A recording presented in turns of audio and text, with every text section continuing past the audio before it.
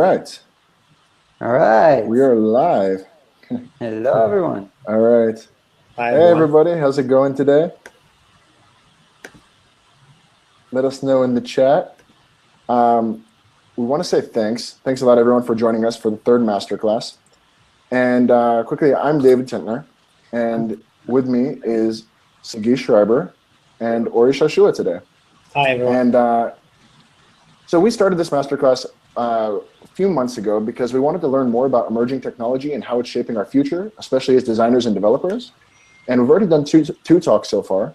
So if you haven't watched them yet, they're available on Crowdcast. The first one with Matty Mariansky about chatbots, and the second one with Dan Mall about getting buy-in. Two excellent talks. And next month, we have Chris Hallman from Microsoft joining us to discuss machine learning.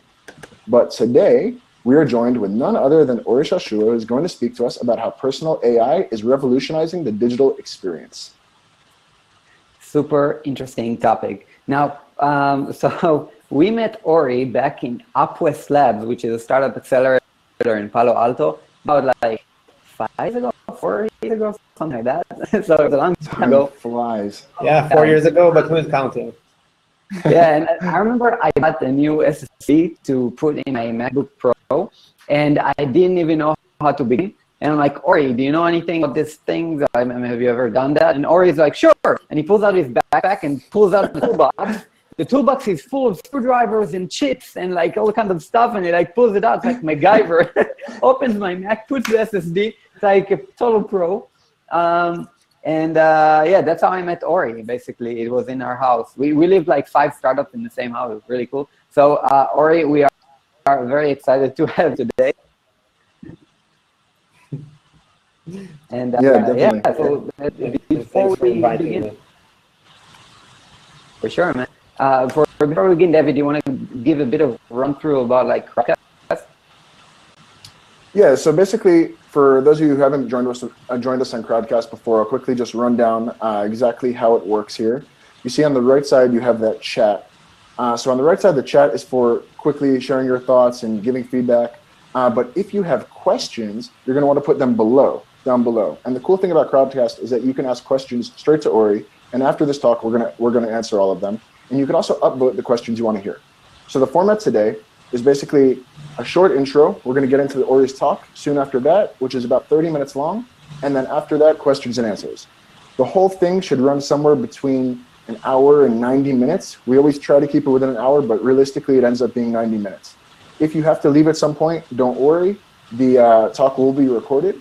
But I do recommend sticking around for the questions because we find that they end up being really interesting. And the last 2 talks we had so far, everyone asked really good questions. Yeah, totally. And today's session is sponsored by Full Story. They're our partners for this session. And we are very excited to have them on board because we love their product. And to everyone who doesn't know, Full Story is one of the top customer experience analytic providers around. And they capture every click, swipe, scroll, and basically they allow you to watch it instantly. So you can see exactly how your user interacts with your designs. So every click, key press, page transition, and more, like everything is automatically indexed and easily accessible. So it's a great tool for any product team out there. And we used it back in our previous company. Now, the thing we have for you today, they're actually offering Hacking UI Masterclass and Hacking Our Readers a free month of Full Story Pro. No credit card are required. So it's a great offer. And also after that, when you're done with the month, you can downgrade to the free version for a lifetime. So I really recommend all of you to try out. It's a great product. And you can see the button down below here. And that button can take you to get your first month for free of Full Story Pro. And guys, just if as we're going on here, if there's any issues with the audio or video, let us know. Matthew says there's an echo, and Anthony says some lag. So guys, if you can help us out, just let us know if that's for everyone or if just internet connection on your end, because sometimes those things do happen with live streams. Joe, nothing on my end, no echo. If anyone okay, cool. So guys, if you are experiencing any like a slow lag or something like that, I would say just please try refreshing your browser or even closing your browser and opening it up again. And John also recommends using the app. It's working perfectly there. So it does happen, though. Please let us know. And like I said, you have the chat on the side. Yeah, and I restart my computer every time before a session, and it works. You can just maybe restart your Chrome, just quit and come back for like in a second. It'll be okay. Okay, Ori, back to you. So why don't you tell us? Back at Upwest, you were like only like 4 people on the Neura team, and you were playing around with Internet of Things. I think that's the first time I heard that concept, that term. And the next thing we know, you got like a giant office in Israel and also in San Francisco, and like tons of employees. Please tell us what you're up to. Well, we've been up to a lot. 4 years passed like a breeze, but reality is it was super challenging. And today, after we started off in a room in my home, and we've been there up until the point we were 14 people. So the team is a group of phenomenal people that I really love and really enjoy being with every day. And this is something really unique. And this is one thing we've been up to. Beyond that, we have spent 3 years building a personal artificial intelligence engine. I will talk about that a bit later on. And it's been super fascinating. We've been engaging with so many industries, from connected cars to connected homes, from digital health to smart music and smart photos. And in the last year, personal assistants and actual pure AI services. So it happened to be that choosing the focus of AI and building AI for IoT took us to a path that made us touch a lot of exciting technologies that have emerged in the past years. And a year ago, we have released a version of the product that is packaged as an SDK API, so it is consumable by just any developer. You don't need to be a huge company like we used to have, that we used to onboard in order to use AI. So the last year has been maybe the most exciting one, because suddenly we saw how we can bring AI to the hands of just all the rest of us, not only Google, Facebook, and Amazon, but any developer. And we have engaged with so many people that are building products, and not with companies, which is even more fun, because the stories get personal, and you see the people behind the technology. Where it was also pretty exciting from a business perspective. And we got to work with several huge companies like Lenovo, AXA, and many brands in digital health in this sector, and a couple of the world's biggest companies that build personal assistants or power the assistants that the most, and use the most today. So that's what we've been up to. Awesome. And so basically, you said the stories get personal, but your story is personal as well. I don't know if you plan on telling your story or not, but anyways, we can jump right in the presentation, right? Yeah, sure. Let's do it. All right. Okay. Cool. So you want to take over the screen, and we'll blow that up so everyone can see the presentation. Anyone? By the way, if you have any questions, please list them, upvote them. Remember, we have a prize for the most upvoted question. So please shoot away with questions and upvote during and meanwhile while Ori is talking. So, right. And it's a very cool prize.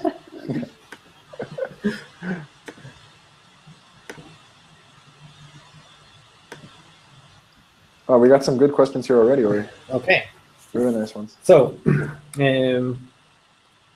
as expected, and since you've asked me, I chose to tell the story, and the story that started it all. But just in order to provide you with a bit of context, personally, I wasn't born as an AI builder. But I'm actually an industrial designer, and I've spent most of my life building products. And this is what I've always been fascinated about. And coming from a background of industrial design, I've spent my life thinking about experiences and experiences with products.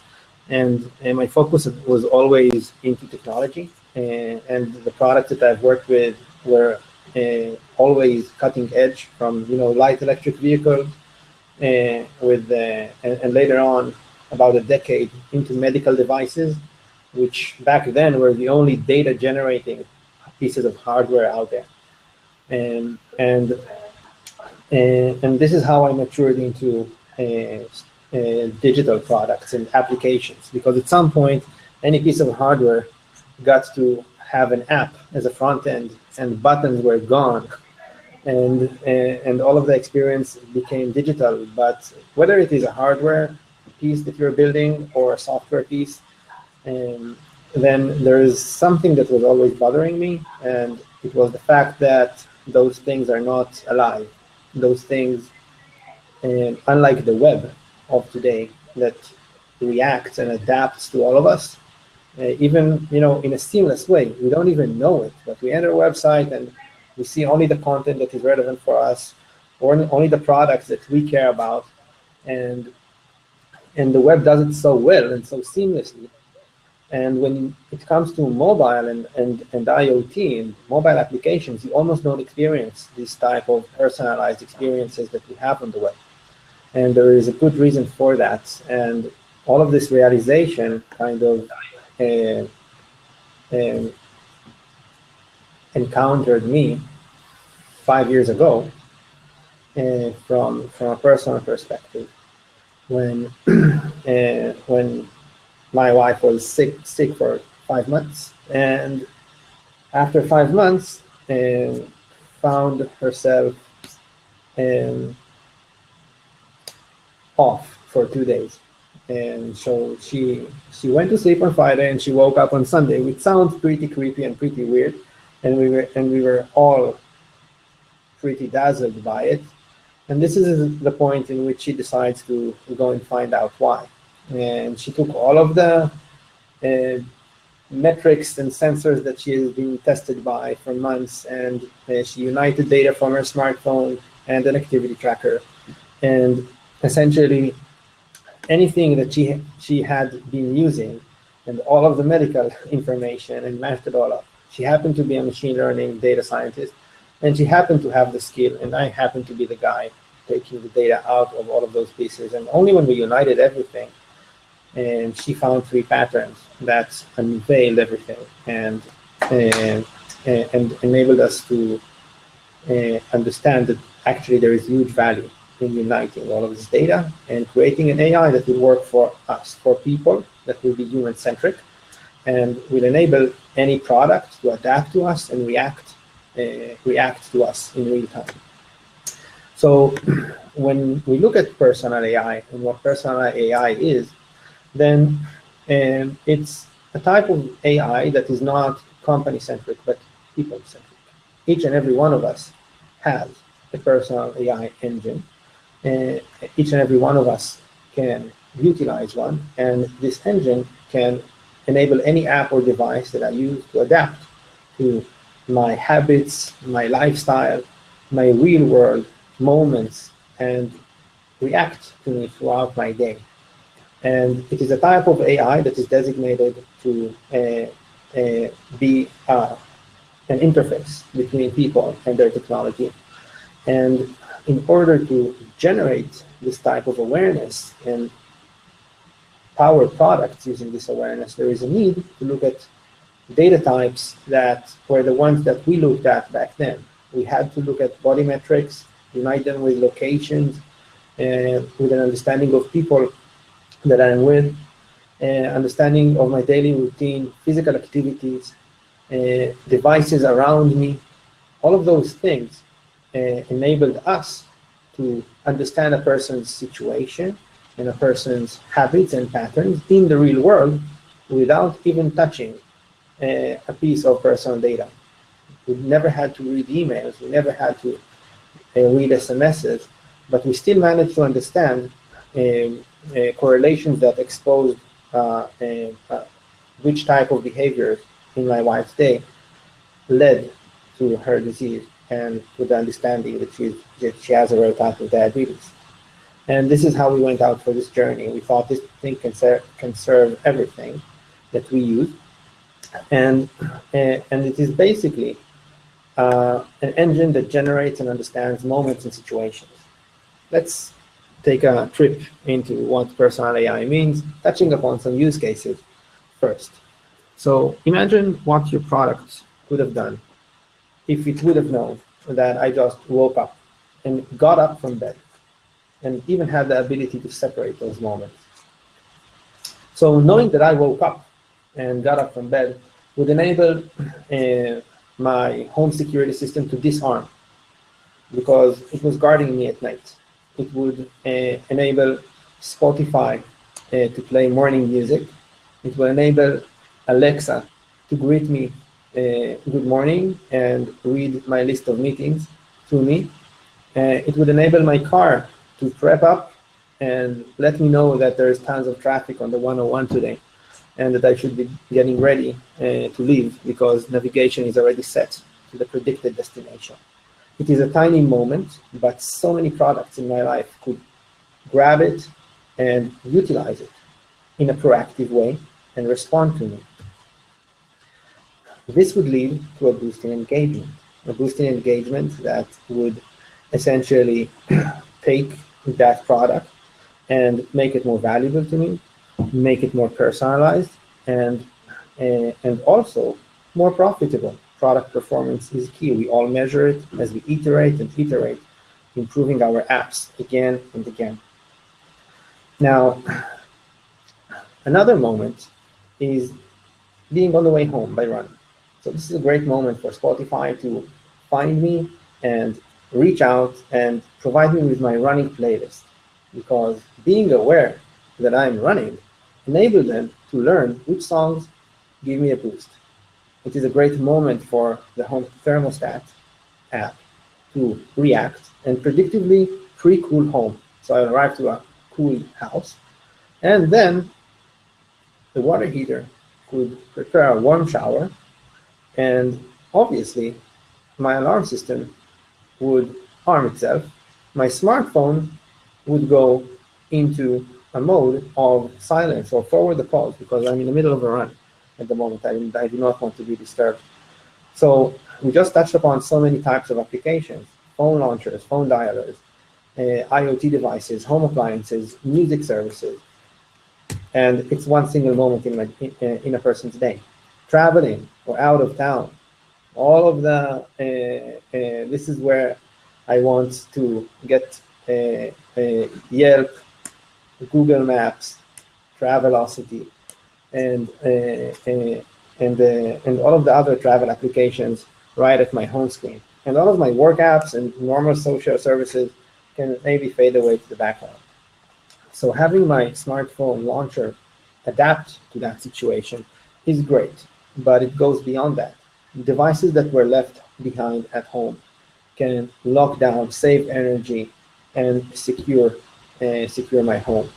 Devices that take care of my health can be notified that I'm jet lagged and sleep deprived. And maybe one last example would be arriving to a restaurant.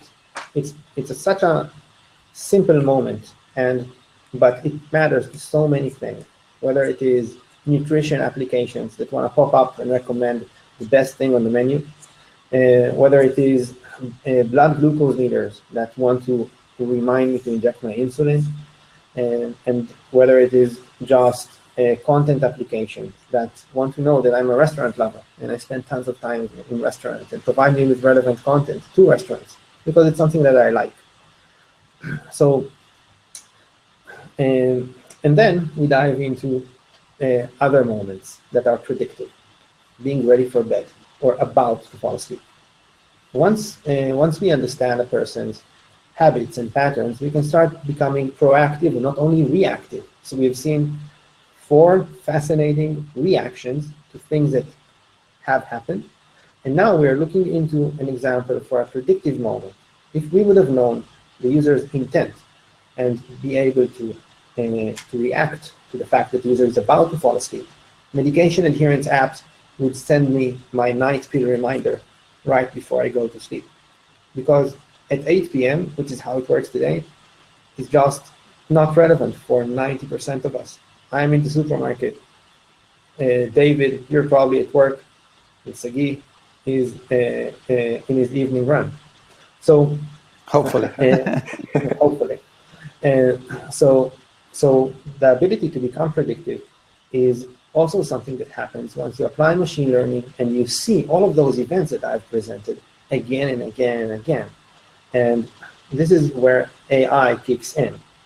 We use it once in order to model another digital twin of me that lives in the cloud and is essentially waking up when I wake up, leaving to work when I leave to work, and idle for 2 hours in front of the laptop when I am, and gaining weight and being sleep deprived when I am gaining weight and sleep deprived, and in periods when I work like crazy, then this thing is being workaholic like me, and it can live inside each and every app that you're using and enable you to start and respond to all of those moments. Now, let's take it up a notch. So we've understood that we're looking into an understanding of specific moments and the ability to react to moments in a person's day. Pause for a second and ask yourself, look at the product that you're building right now. Choose, or maybe one of the favorite products that you've ever developed, and ask yourself, how would it behave? How would you design the UI or UX if you had known that awareness, user awareness, is a component that you can use? Would you design a UI that is waiting for people to control it? Would Philips Hue have a button for me to turn on the light, or would it just turn on? And would Spotify know to shift from Pink Floyd to things that my wife can bear when she enters home? And the impact of user awareness is very similar to the impact that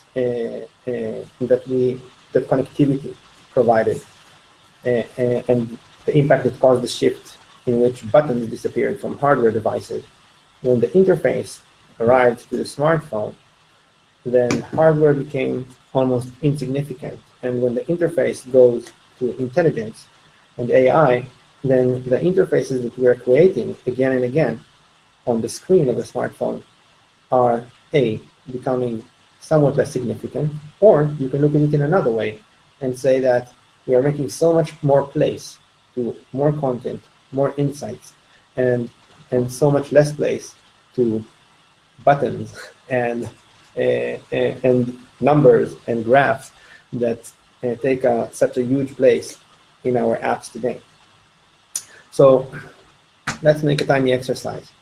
So in my case, I choose to do the exercise on a device that is from the digital health sector.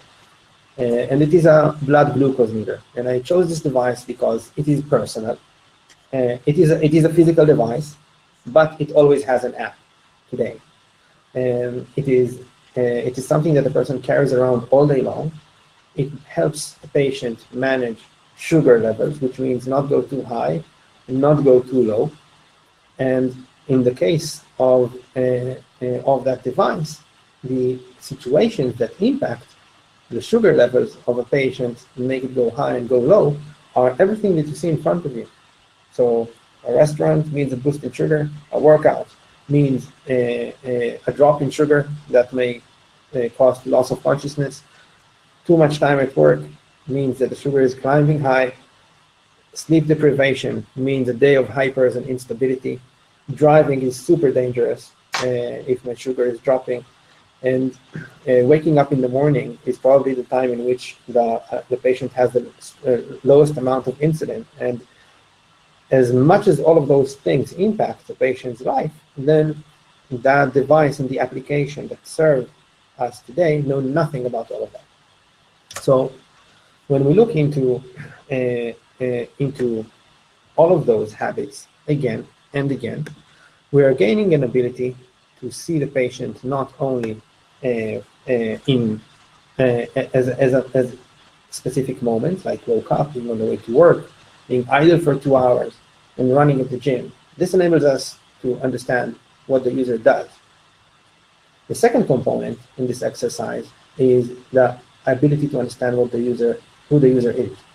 For example, in my case, I'm a workaholic and I spend about 14 hours at work on an average work day. I'm sedentary most of my day. I work out 3 times a week, and I'm not burning a lot of calories when I work out because it's a short run. I do not get a lot of sleep. I live in a city. I travel a lot. And everything that you see on the screen at the moment are things that your app can know today. When the user opens the app, all of this awareness, the situation of what the user does, and the personal habits of the user are things that your app can adapt and react to. So back to the exercise that we have started, and the choice to look at a blood glucose meter. This is the type of experiences that we can power. You can power an experience that will enable you to react to a moment in which your user arrives to an activity zone, and tell the user that by knowing that this is a personal activity zone in which the user usually works out, you can recommend the user to grab an apple. In this case, it prevents a hypo.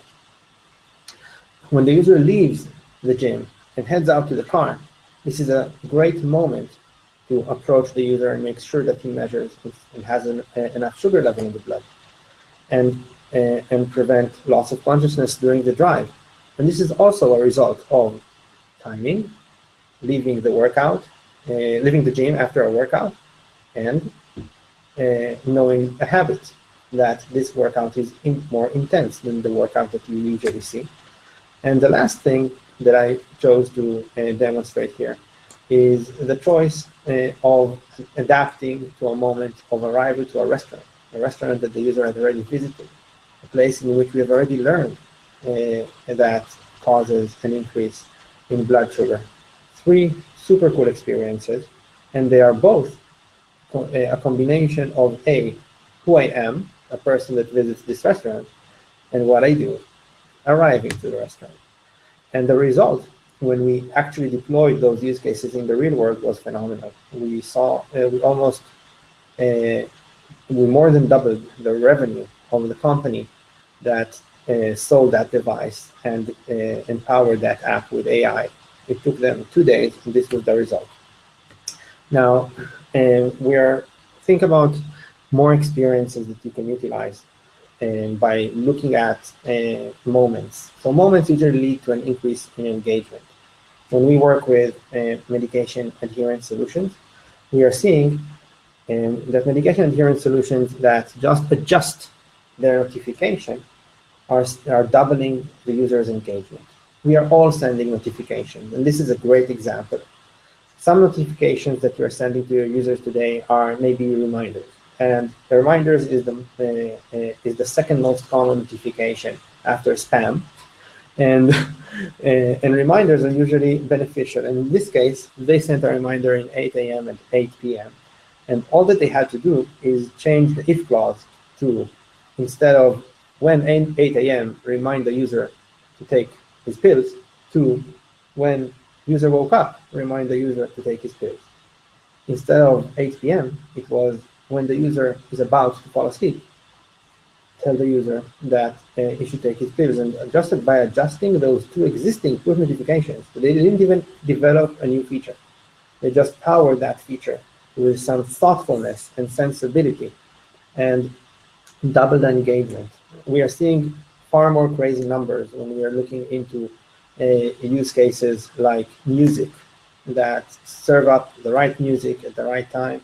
And when we're looking into notifications around news that are delivered when I am traveling on the bus in the morning on the way to work because I'm bored. This is a great time to send me notifications.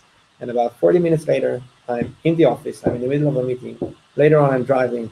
Then I'm running off to the supermarket. And I will not, and all of those notifications are becoming an annoyance instead of a service. Another good example is an example from the world of heart failure and wellness and fitness apps. Fitness and wellness apps are the most downloaded applications in 2014, 2015, and in the App Store. There are so many of them, and they all are maturing gradually from just counting steps to generating personal insights. There's just one issue: the insights are not really personal. Everyone is getting the same insight. Walk 10,000 steps. You're not walking enough. You're not speaking enough, and this is kind of irrelevant. And their biggest problem is retention. We don't stay there because we get bored. We get bored because it's less relevant for us. So in this case, in an average case, we are seeing an insight engine that contains about 500 insights. Only 50 of those are relevant to an individual. And by understanding who I am, and looking at those profiles that I mentioned before, workaholic, sedentary, but working out, etc., then an insight engine can personalize and be relevant. And when it's relevant, people value it. And when people value it, they don't churn. The second element is being able to time those insights. They're so precious. People worked on them for so long. And now delivering that insight when I'm driving or in a meeting or sleeping is a waste. I will never see it. And engagement would be severely damaged. So beyond adjusting your notifications and timing your product right, you can also personalize your product and adapt it.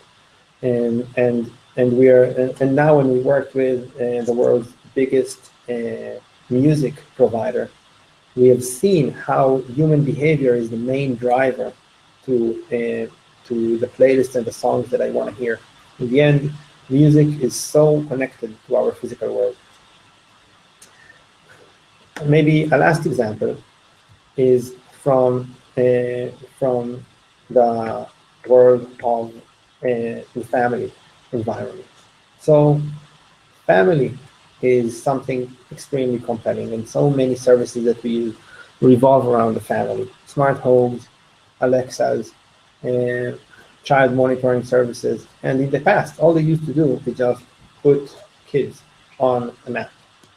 So imagine what a human babysitter would do. In the case of a human babysitter would be able to understand an anomaly or alert or feel that something is wrong. So if you could know who the user is and what the user does, you could turn an app that does child monitoring to an application that today can respond to the fact that Emma, my daughter, is tired or sleep deprived, and because something may be bothering her, and I should go to check what's up. Or let me know that she left school but still didn't arrive home on time, as she usually does. So this type of behavior is actually thinking like a human. And when you think of it, all of the examples that I have presented belong to the same type of thinking. When you ask yourself, how can you improve your product and make your product powered by AI, ask yourself, what would it do if it had a tiny human behind the screen pulling the strings? And because up until now, this was not really possible. Our phone, the apps in the phone, didn't have the ability to gain this type of awareness and understand what type of person I am and change with my habits as they change. But today, they are.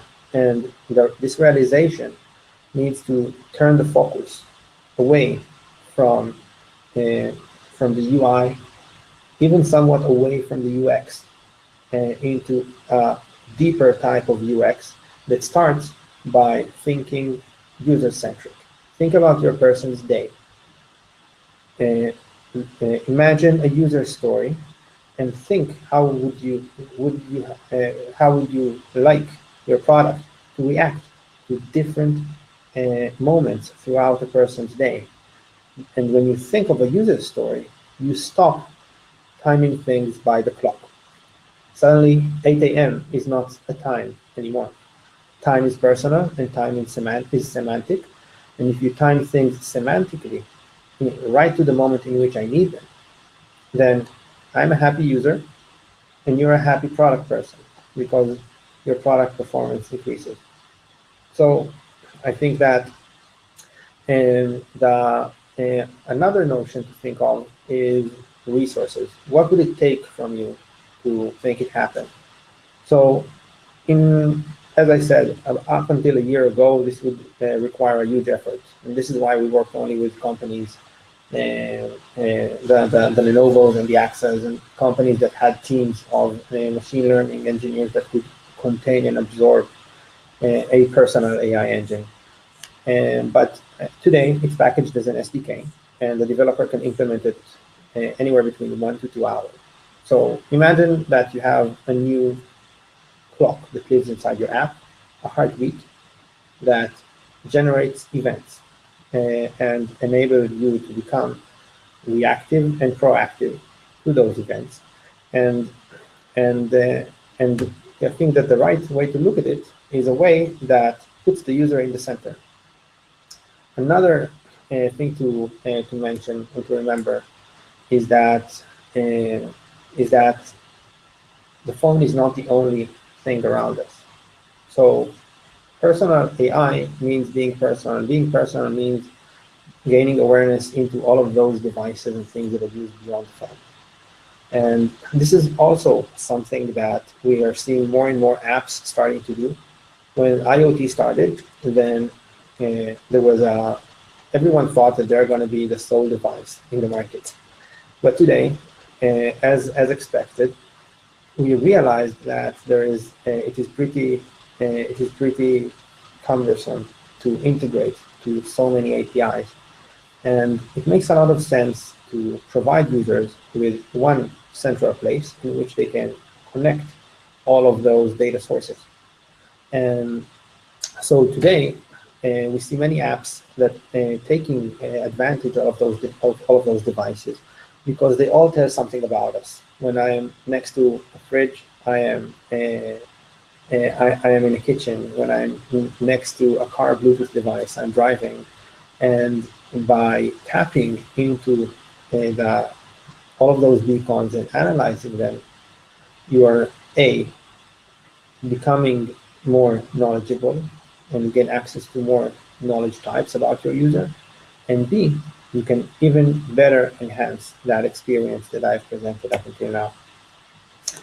So that's about it. Those were several examples, and it's time for questions. All right. Let's unfocus this screen and get everyone back on here. There we go. Oh, Ori, thank you. That was awesome. You're welcome. And we have the questions were piling up as you were going, and the upvotes are getting up there too. So what I want to say is, everyone, if you have questions that are not yet added, please add them now because we're going to go through and ask all of these to Ori. And if you have questions there that you see that you want to hear answered, please go upvote them. And like we said before, there is a prize for the most upvoted question. So we'll give it just a minute more until we start the Q&A. And I just want to say again, Sagi mentioned at the beginning, but we're able to bring on awesome speakers like Ori and do this masterclass for free because of our sponsor, Full Story. And they were really nice in offering, like Sagi explained, a pretty cool offer for you.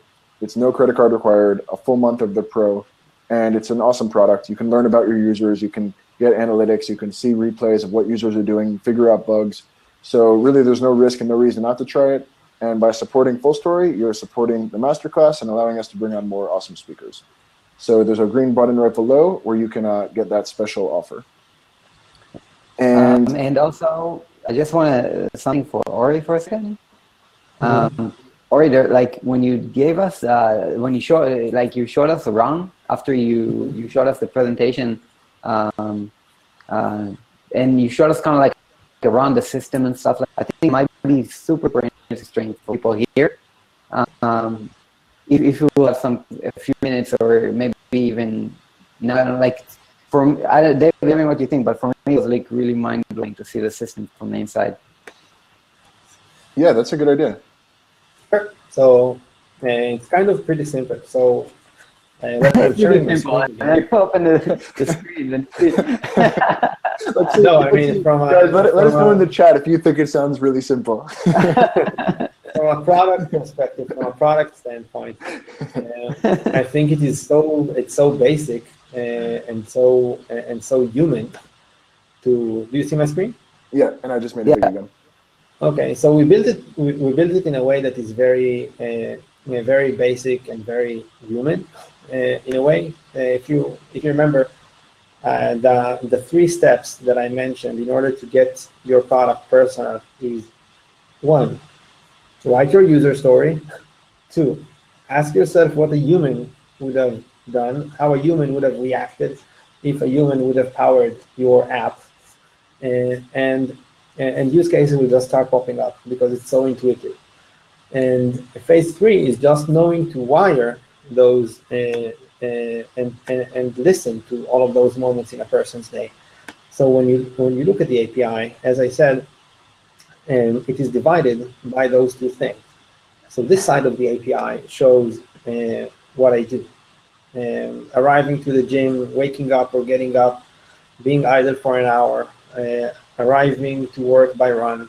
This is an event that was created for me. And being on the way home, arriving to an airport, leaving a cafe, being with a colleague, being with a family member, starting to drive, finishing a workout. There are. This is so cool. You have events. You have API events for user left work, user arrived at cafe. Yeah. This is so cool. Yeah. So this is actually what you need. Like when you are looking for triggers. Imagine Uber and Lyft. So those guys are in a huge battle, okay? And Uber is the big evil dark side, and Lyft are pink and cute, but they're not winning, okay? Imagine what they could have done if they had tapped into 2 events, okay? User got up, which is the moment that I get up from bed, and about to leave home, okay? On the way to work. That's it. That's all they need. So I would wake up and I would get a message when I'm about to leave home. Hey, Ori, would you like us to have a car waiting for you outside in 20 minutes? You need to get to work at 9. And I would like, and I would yes. All that I would need to do is hit the yes button, okay? And I would use Lyft and not Uber because I have both apps on my phone. But by being proactive, by being user-centric and not car service-centric, Lyft would win Uber because they would be able to have cars waiting for all of us, and the engagement increase would be phenomenal. And I'm not. And this is something that I'm telling you after we have run an experiment with one of the biggest car manufacturers in the world around connected car as a service solution. Another great example of tapping into services is a story of one of our customers who is a home security system of a big telco. So those guys have been selling this cool IoT connected security system, and they have been investing anywhere around $300 to $350 in getting the device to your home. Marketing, shipping, technician arriving, installing the thing. After 3 months, a huge amount of users churned. They just called and said, hey, I don't want it anymore. And when the user were asked, why don't you want it? Because he just paid us $12.99 3 times, and we're losing money here. And then the user was like, I never remember to turn it on and off, so I don't use it. So if I don't use it, it doesn't give me value. So if it doesn't give me value, I don't need it. And all that they ended up doing is not changing the device, not changing the marketing materials, not changing anything, except of one tiny thing. They went into their existing rule engine. Any app has a dumb rule engine, and if this, then that kind of thing. And in the rule engine, the developer started to react to user fell asleep and guard me at night. User woke up, disarmed the alarm system. User left home, armed the alarm system. User arrived home, disarmed the alarm system. In the end of the week, I got a message, hey, Ori, this week we have guarded you 57 hours while you were asleep and 89 hours while you were away. Have a great week. Name of a cable company that I cannot mention.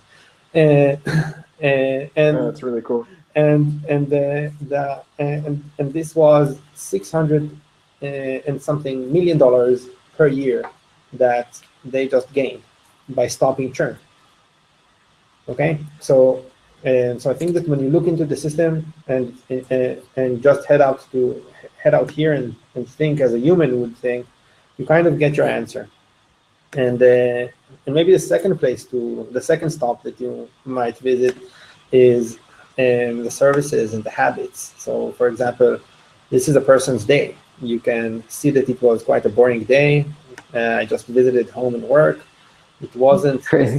The busyness level was pretty low, so it's a good day to try to sell me all kinds of subscriptions and stuff, and they'll have me read stories and all kinds of social apps like Pinterest to interest me in weird pictures of flowers. And a busy day is not a great time to do that. You can see when I fell asleep, when I woke up, you can see how much time I spent behind the wheel. And you can see that it was a work day in my life. You can see that it is an average work day. And you can see what are the places in which I was active and how active I was. And this is a huge driver of decision making. And the progressive situation service will describe the user situation. So every time a user opens your app and you wonder what's up with the user, the only things that you can do today are seeing what is the time, 4 p.m., okay? Seeing longitude, latitude, okay? I'm in the middle of San Francisco, and that's about it.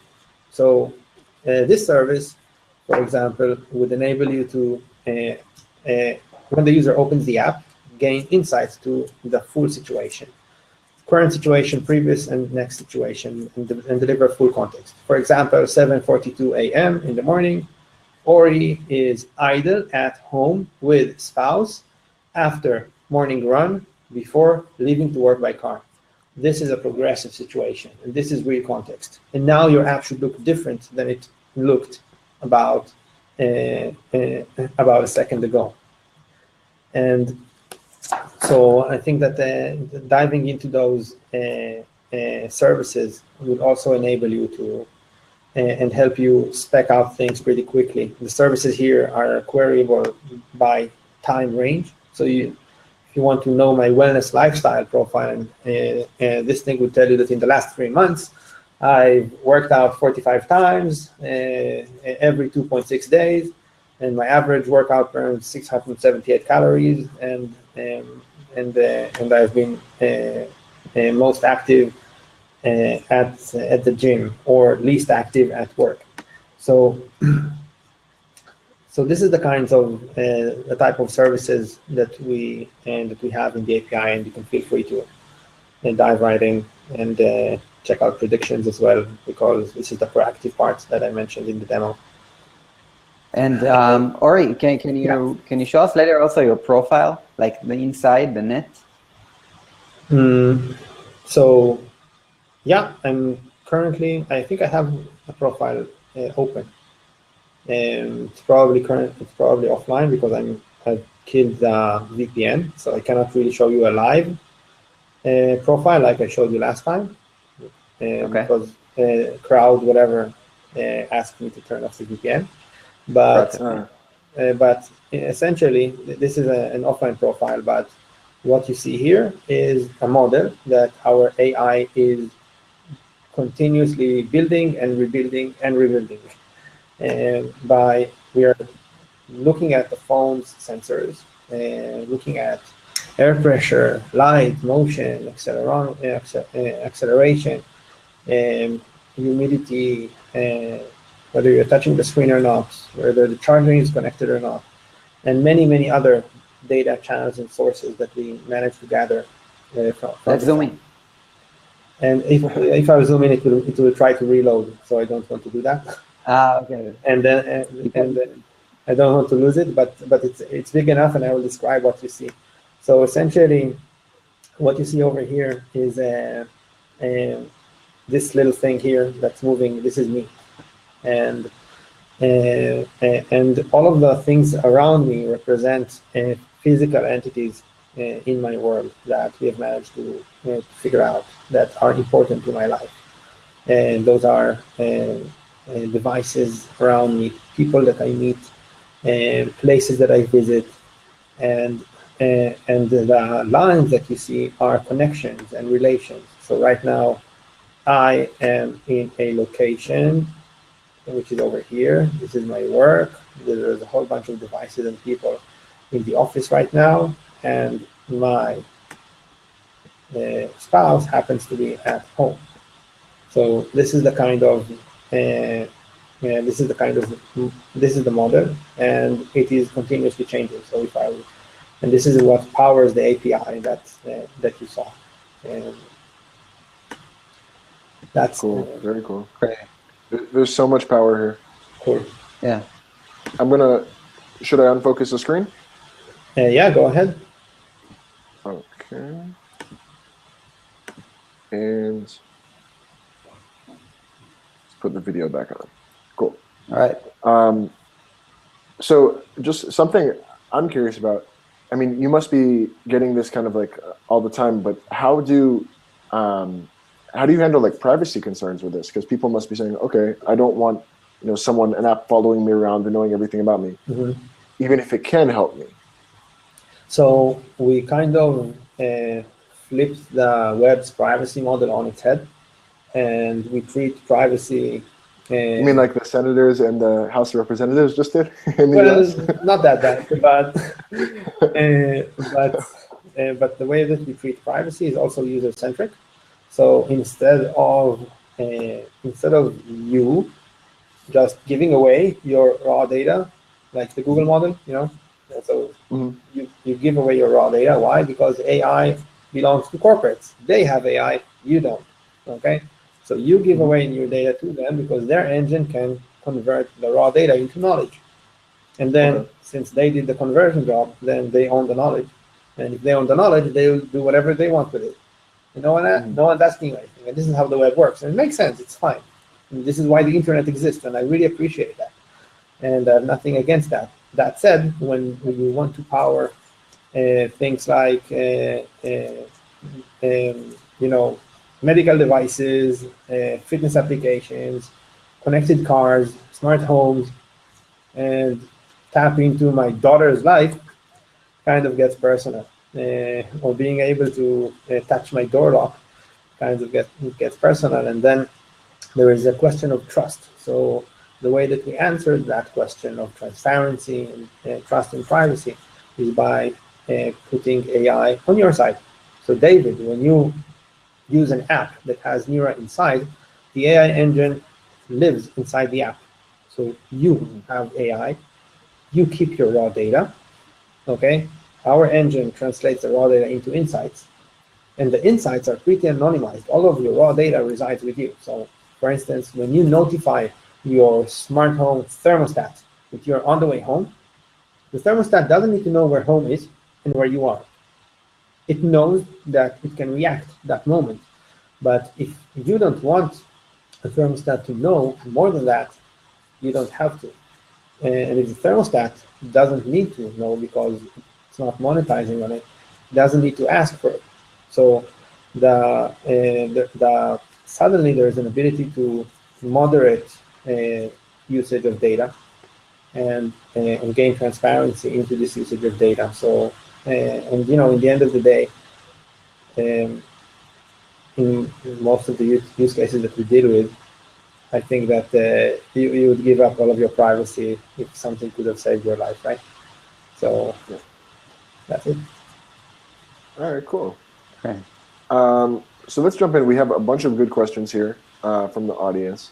And it looks like we have two winners tied for the most upvoted question with 13 upvotes each. So I'm going to start with the first one from Pedro. So do you have any recommendations of sources for designers that want to learn more about AI? Maybe like online courses or books or newsletters or just any information that you would recommend they check out? Well, I think that I would recommend to check out the latest research.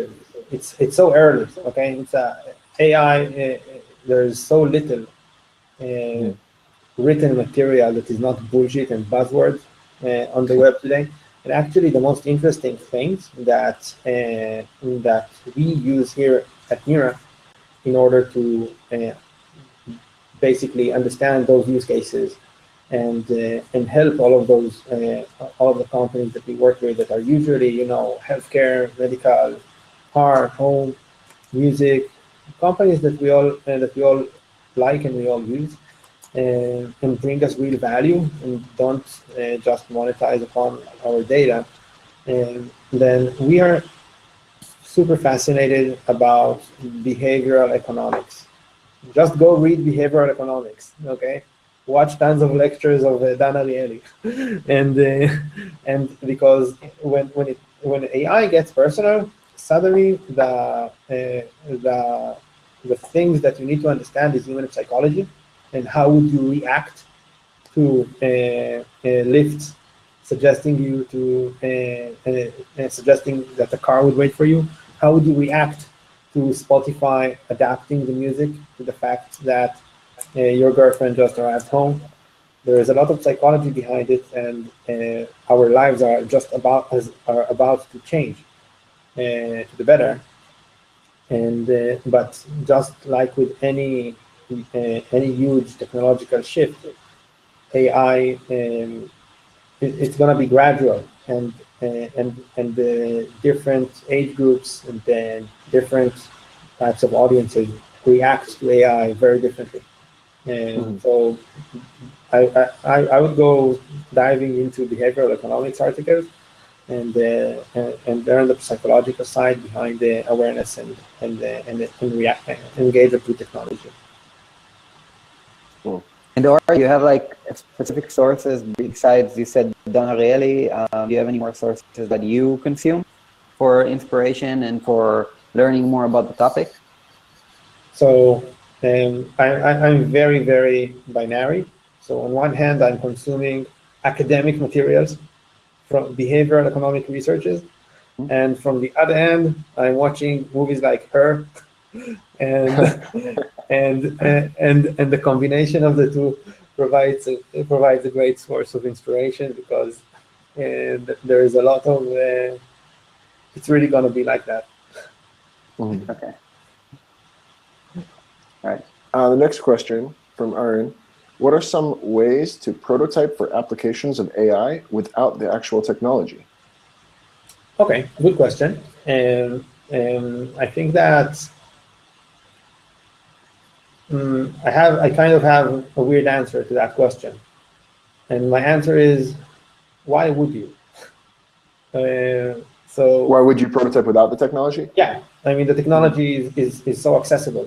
And I mean if you can grab on a sample application from a dev site and just install the APK on your phone, there are no barriers anymore. Okay, the old AI that was not personal, there was a Mhm. huge barrier. Okay, you couldn't have the technology. Today you can have the technology. So prototype with it, because there's nothing like a real experience. You cannot fake getting up.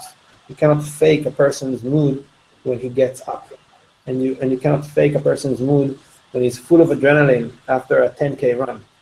So when you are dealing with personal AI and those tiny moments, and you're trying to create magical experiences that are proactive, then a prototype would never deliver a reliable result. And Do you have maybe any tips on, let's say, the design process of this? Like, if you're laying out an application that you want, and there's all these different kind of like triggers and use cases and things that can happen based on the personal AI. Any tips on how you would go about, let's say, like designing the different phases of the application, or just laying it out with so many different possibilities? So yes, definitely. So the way that we usually approach it, we just connect the events and the profiles directly to notifications, messages, to emulate the feature. Okay. Or we connect it to a bot. So easy to create a bot today, but today bots and assistants have zero awareness. So I'm driving my car and I go like, "Hey Siri, take me to the supermarket," but Siri takes me to just a supermarket that happens to be close by, not to my supermarket, which is what I meant. Take me to a gas station, brings me to a closest gas station that are 300 meters behind me instead of to the next gas station, because Siri doesn't know that I'm driving there, that direction, to work. Okay, Yeah. So we work a lot with bots and assistants, and I discovered bots as an amazing prototyping tool for AI. It's dead simple. I remind you, I am a designer. I do have some coding skills, but I am a designer. Even worse, I'm an industrial designer by trade and a digital designer with no education. But still, I managed to create bots within an hour today. And I connect the bot to Neura's events, and then you can start creating experiences on a textual level. So I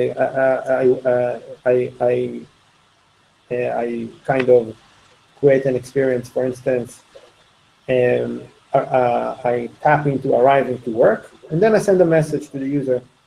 "Hey Ori, yesterday was pretty idle. Why don't we try taking 3 active breaks at work today?" And then I put 3 buttons enabling the user to react to that. And I see how the user responds. And we actually have a community of people that react to different digital experiences that we create. The effort that I've described is it's a one day from 0 to 100. Just send a push notification at the right time that would emulate the event. If you are a device, okay? Imagine getting a message, then you get on the bus. "Hey David, we noticed that you forgot to lock your door and we locked it for you." And then, "Thanks," or "Don't do that." and you immediately get the user's sentiment without even developing the feature, just by seeing the user reacting to that scenario that was textual. Okay. Cool. And if anybody has follow-up questions, by the way, like if any of you right now are sitting there like wondering to themselves, I wish I could do that, but it's very relevant to me. I need to do that, but I have no idea, how to do it. Then please tell us, and we can maybe even follow up with more content on this topic alongside with Ori, because like that's something that if you want to learn, we are here to gather that for you. That would be interesting for us as well. So please let us know and follow up on questions that are not clear, or processes that are not 100% there, or you don't understand how to do. All right, the next question we have from Pedro. Do you think that it would be useful in the near future for designers to know how to work with machine learning tools like TensorFlow? So TensorFlow is essentially a tool that streams and processes raw data into knowledge, and I think that it's an open source project from Google, right? Yeah, it's an open source project from Google, and there is another one from Facebook and another one from Amazon. Really? Okay. Yeah, there's a spree of open source projects that for machine learning, and data scientist is kind of the most popular profession, at least in my environment today, and there's a lot of repetitive work in machine learning, so there are a lot of tools that make the work easier, but I think that designers would not need to do so. You see that, it's machine learning has been around for years, but it was never so accessible. So I think that a designer would, like 5 years from now, there will be more Neuras and more APIs like ours, and there would be a commoditization of capabilities and services that just enable you to take what you need instead of build what you need. So we are just an example for that usage. Let's say TensorFlow. You could have used TensorFlow to figure out that the user is walking or running. Maybe do a running walking classification. Okay, seeing a lot of motion, streaming a lot of motion, and classify it to a running step or a walking step. But why would you, if there is something that tells you that I'm running or walking, right? So I see. So there's already an extra layer of abstraction on TensorFlow now. There will be 5 or 6 layers of abstraction above TensorFlow. Not only in our case. I mean, look, it wasn't that easy to create a bot 2 years ago. Look how easy it is now. Even I managed. Okay, it wasn't that easy to do NLP and analyze language. And Watson has APIs today that enable any of us to do that. So I think that the abstraction layers above machine learning are building up so fast, and it's becoming so accessible that designers would not have to do that. That makes sense. Yeah. And I think a lot of the designers in the audience probably just breathed a huge sigh of relief. Yeah, definitely. I mean, dive into Watson's website. A whole bunch of cognitive services to understand user sentiment from text and to understand meaning from text, and those things were not accessible. When Watson started 5-6 years ago and released their first versions, then it wasn't such a friendly API. Let's say we had to work harder in order to achieve that. And as the years went by, it became simpler and simpler. And if you go to their websites today, you will be able to do a sentiment analysis without knowing one line of code. Cool. Yeah, really cool. This next question is great. All right. So from Joe, he wants to know, is it better to present the UI experience in a known bot experience, or do you try to pass off the bot as a human? Oh, great question. Respect. So there is a lot of, it's a risky game, okay? I think that it really depends on what app you're building and what service, what's behind the device. And it's a double-edged sword. And basically, the positive side is that there is enough AI power, and when you combine text-to-speech, NLP, personal AI, and user awareness, you can get a very, very intuitive and humanized experience. Okay, so imagine Alexa today. I can just, play music. What is the time? Turn off the lights. I'm the brain, right? Alexa tomorrow with user awareness. Alexa, please lock the door when we fall asleep. Suddenly Alexa knows who is we and that I fell asleep. Okay. Alexa, let me know if Emma is late in arriving home from school. Suddenly Alexa would know, would connect to Neura, and through Neura gain awareness to who is Emma, where is school, when does she usually leave. So the combination can provide experiences that are super, super intuitive and friendly and thoughtful, and it's really, really appealing to go human with the bot. And I've seen some services that did a great job and succeeded in doing so. The drawback and the risk is that if you don't do it really well, and then you create a very, very hard disappointment to your audience. The people have very, very low tolerance to technology that tries to be human and is actually not. Think how many times you told Siri, "Hey Siri, call Sagi," and Siri went like, "I did not find Shaky anywhere around you. Would you like me to find Shaky on the web?" And so, and you immediately get frustrated. And the one of the largest companies that are powering one of the largest assistants told me that they have 6,150 fuck you Siri moments per day in their streamed into their assistant because of frustrated users. So I would keep, as long as the experience is not super smooth, I would make sure that I remind the user that the bot is a bot and does and that we do our best to understand you, but we don't always succeed. And once you get your experience smooth, then go human. So it seems like the upside is much greater if you can pull off human, but if you fail or if you have bugs or don't meet the user's needs, then you fail much harder. Is it? Yeah. I think it's a good way to define it. Okay, Aaron, is the user experience process different when designing with an AI application? We talked about that a little bit already. Yeah, we talked about it a little bit. So I'll try to maybe fill in the gaps. The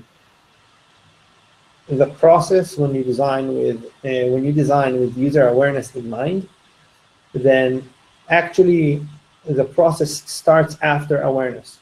So the baseline, okay, when you design a normal user, you need to do whatever you're doing today, but a second before you do that, you need to start by considering that new material, that new raw material, that new capability that you have called personal AI, and consider the fact that user awareness is there and you can use it, because the phase one of a good UX process is the user story. Okay, and the user story is the thing that changes completely, because there are so many things that we can skip, so many experiences that are not necessary if we because user awareness answers questions or saves commands. Take an example. So we had this company and they're doing this, they have this home safety device that saves people from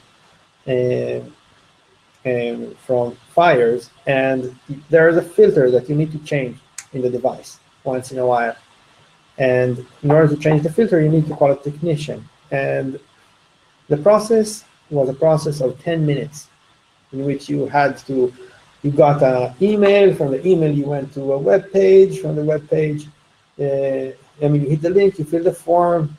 You had to schedule a time window that is convenient. So you had the calendar form, and you had to choose the most convenient time for you, and then you would see whether it is available or not. And it was like a whole nightmare. So, and they used when they approached and created a new application, instead of all of that form and all of those questions, of like what will be the most convenient time, where do you live, blah blah blah blah blah blah blah, blah.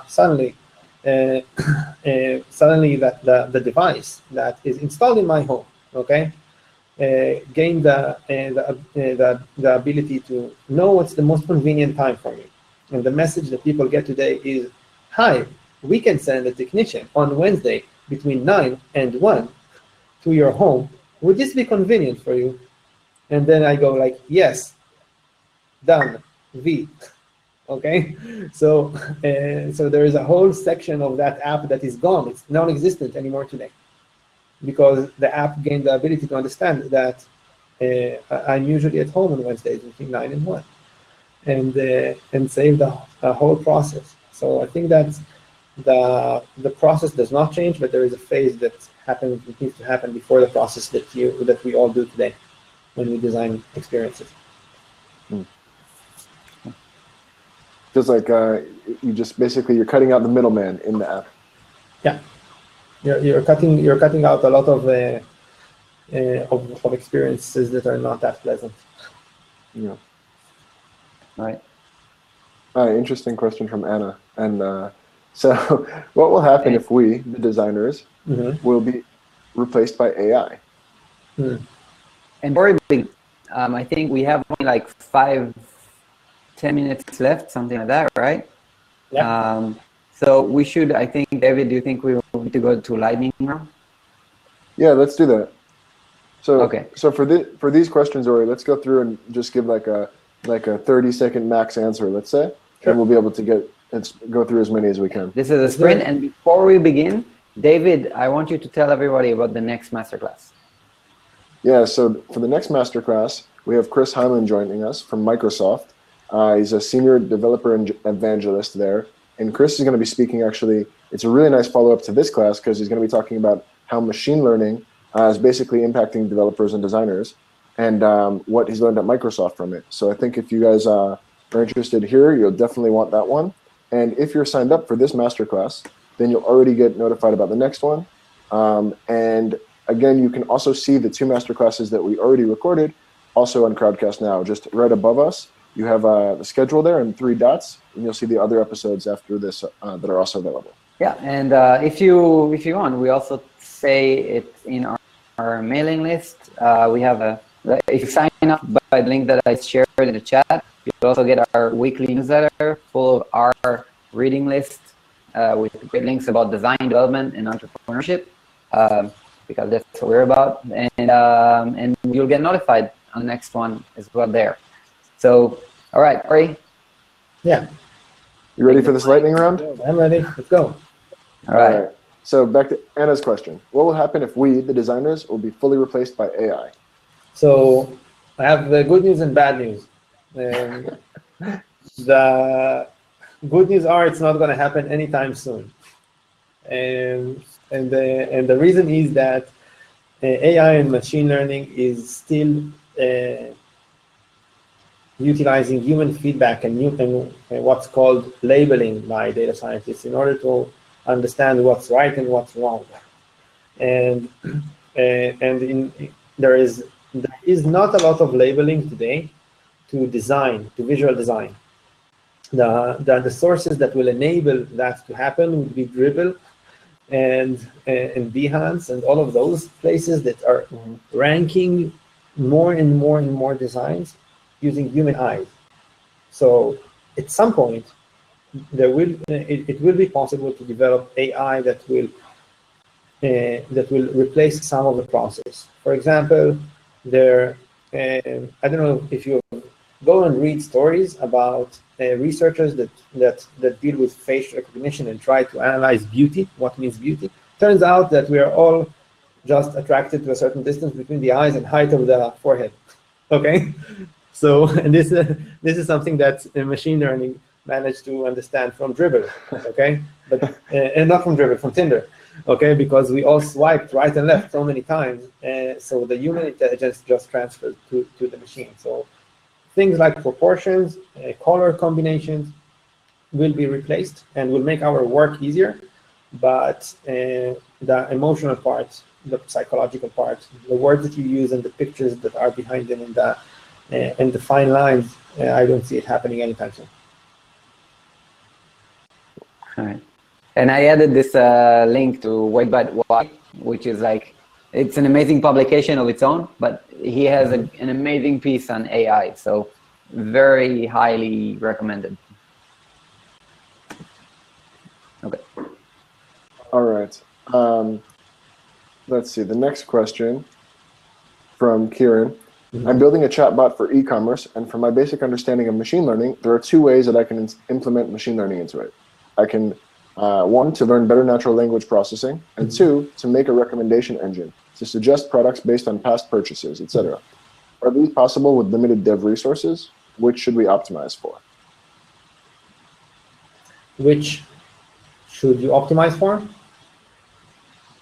I think that my bet, without knowing the product and then I would go for past purchases. But because in most of the e-commerce cases, this works best and with little resources. It's not a very big effort if you go for the past purchases way, while the alternative will require more dev resources. So you can actually deploy the one that's based on past purchases, and only later head out and invest more resources for the second one. Nice. Grab the low-hanging fruit and move on. I like it. Good question here from Scott. So how can this be applied, if at all, to web design, not to apps? Oh, great question, Scott. So actually, it's a bigger question than that. The question is, when will laptops and websites start responding to what's happening with our smartphone? And when will the experience start to be continuous and not just broken as it is today? And there have been so many attempts to solve that problem.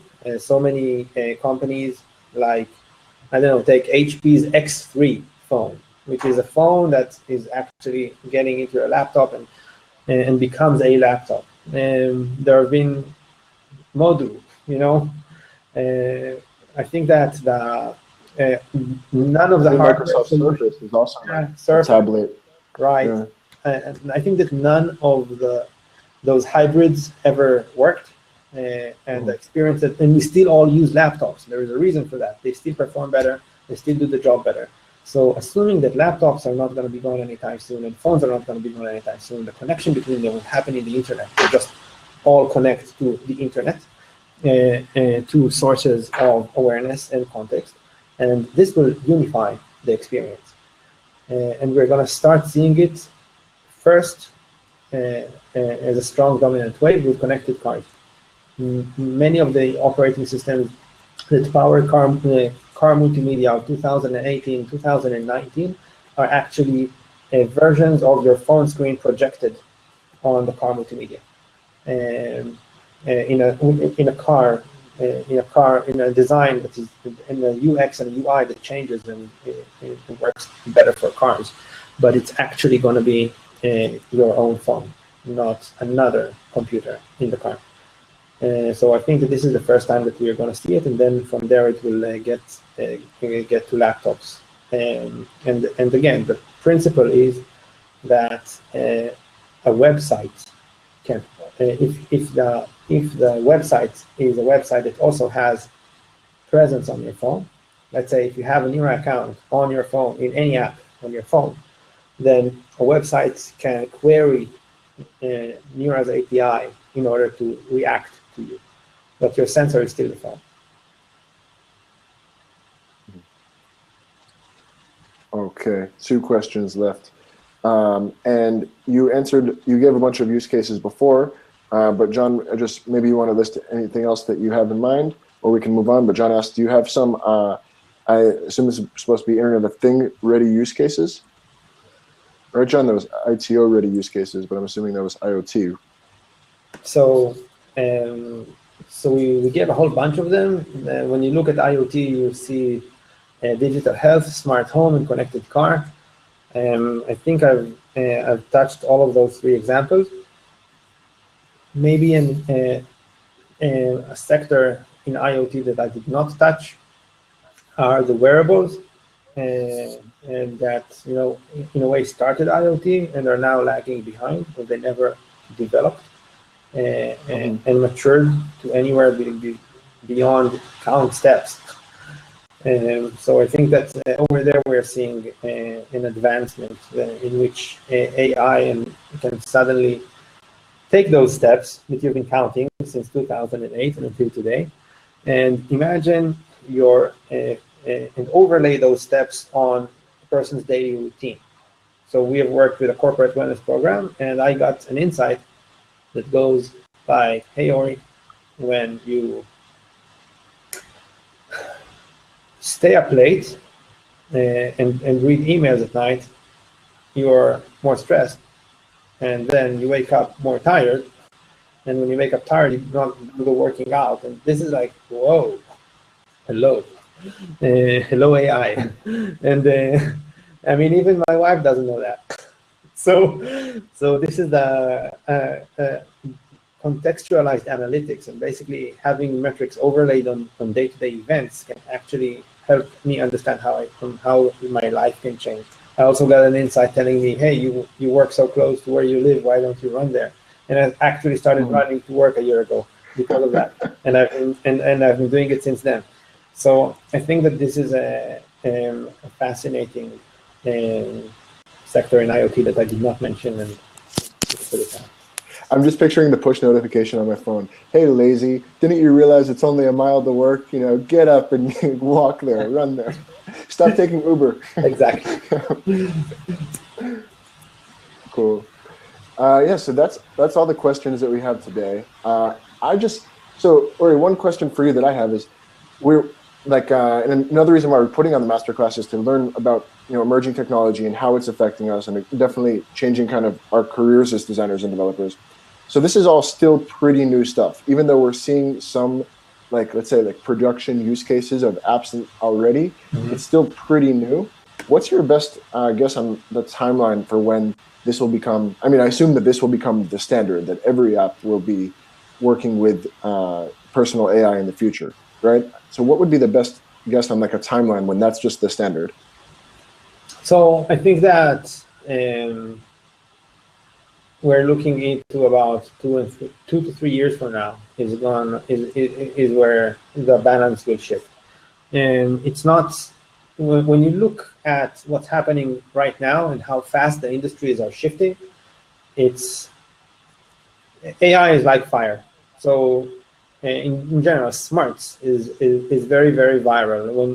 When Apple deployed Siri into the iPhone, look how fast. Okay, Google was born, and Alexa, and we have a whole bunch of gazillions of other voice-operated assistants. They're all voice-operated remote controls. They just press buttons for us. They're not really smart, but they seem smart. And suddenly the first one was an innovator, and all of the rest just had to have it. It became cost of doing business. Look at Google Music started to provide contextual music for home, music for driving, and Spotify was trying to deliver something similar immediately after that and failed. And then the world's largest satellite radio went ahead and did it immediately 3 months later, and suddenly it was everywhere. Google Photos implemented so-called AI into photos. It basically tells me photo taken on Friday afternoon in San Francisco. Okay, so it will get better, and suddenly you see context in all of the leading photo apps, one by one, one after the other. Maybe a last example is from IoT. Everyone knows Nest, right? It's the smart thermostat, but no one knows Lyric. I've been asking people around, hey, do you know what's Lyric? And no one knows Lyric, even though Lyric is the largest smart thermostat on the planet, sold by Honeywell. Okay, Honeywell owns such a big portion of the market in the US. Most thermostats are Honeywell thermostats, but Honeywell was second to sell a smart thermostat. So in the case of a tiny company of 10 engineers that said, hey, we're going to release a smart thermostat, managed to move a giant like Honeywell into understanding that smart needs to be there. So I think that it's going to happen pretty fast, because every time a vertical, someone meaningful in a vertical implements AI, then all the rest just have to. Yeah, so it's coming at us fast, huh? Yeah, it is. It feels like we're just at that point where it's just like about to tip over. Yeah, 3 to 5 years, and we're there. Cool. It's amazing, huh, Siggy? 4 years ago, we're with Ori in San Francisco. Team of 4. They are not really sure what the product is. They're saying maybe it's this. next 3 to 5 years, every app will have this for sure. Maybe 2 years. Amazing. Crazy. Yeah. Cool. Thank you so much, Ori. That was really awesome. Yeah. I learned a lot. I hope everyone else enjoyed too. Yeah, it was fun hanging out again. Thank Cool. you very much for taking the time and being here. Yeah, thank you. And thank you everybody for being. Well, we really appreciate it and hope to see you again next masterclass. Cool. Have a good day and good evening, everybody. All right, Bye-bye. everyone.